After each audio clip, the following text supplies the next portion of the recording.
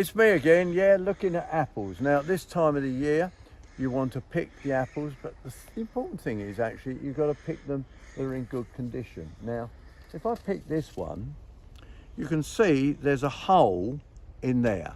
Now, that means that some naughty moth has possibly laid its eggs. The egg has caused a little bug to go in there, and it will be chewing away at the inside of that apple. So that apple will not be worth picking. There are some good apples up here, but the other thing you've got to watch out for is another favourite of mine, which is brown rot. Now, if you've got brown rot, you do not throw those on the compost. You do not throw them under the tree, because these spores will stay on the grass, in the ground, and in fact will spread back onto the tree in coming season. So cleanliness is really important indeed.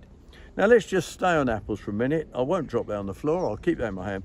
But if you're looking for, when you've got a lovely good apple, a great place to choose it, to look after it, I mean, is somewhere cool.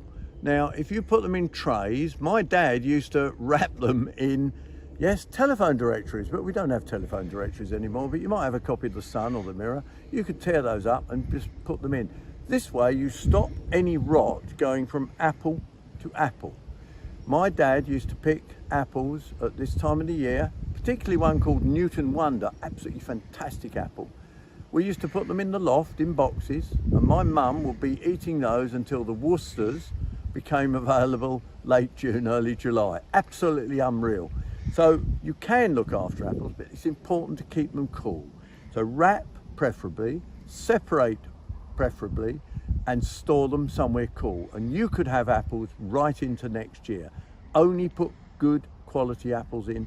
Look for the holes, look for blemishes, never put anything with rot on like that.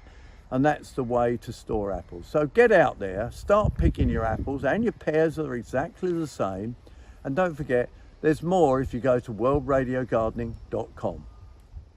Help us grow our YouTube channel. Just hit subscribe.